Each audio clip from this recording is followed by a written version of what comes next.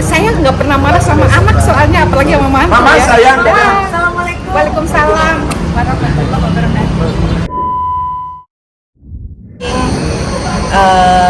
Sambil menghibur, sambil dongeng gitu.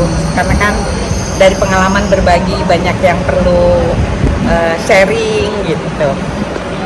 Mungkin dapat kabar jadi mertua idaman mungkin Oh, seperti masya apa Allah, sih? masya Allah, kabar Allah. Semua orang bisa jadi mertua idaman kok.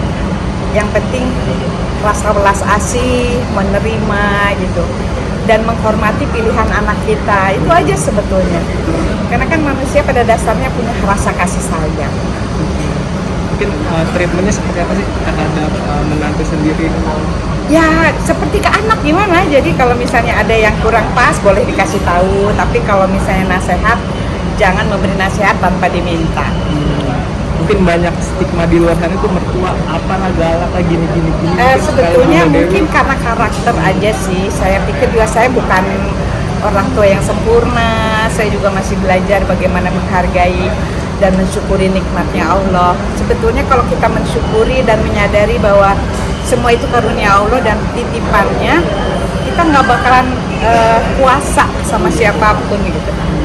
Mungkin Bunda Dewi kan banyak yang sudah punya anak tapi tidak ingin neneknya atau kakeknya ikut campur. Mungkin sebagai mertua seperti apa sih kalau Bunda Dewi? Iya dong, harusnya menghargailah pola asuh orang tua. Zaman sekarang beda sama pola asuh kita zaman dulu. Jadi anak-anak sekarang lebih pinter, kita harus hormati, beda cara, beda gaya.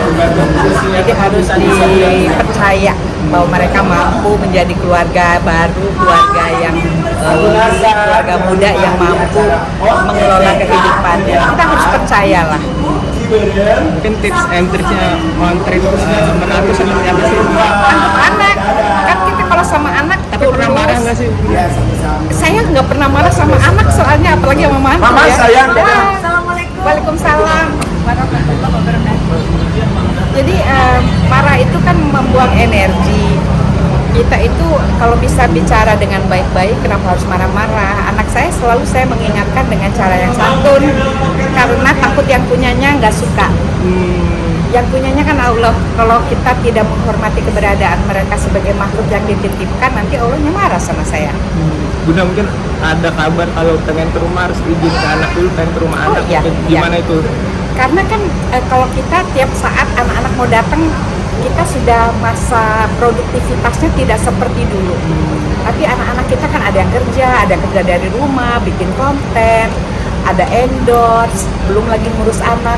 Kalau kita ujuk-ujuk datang kan belum tentu moodnya baik. Mereka mau menghargai kita nggak bisa, mau melayani kita nggak bebas karena banyak kerjaan.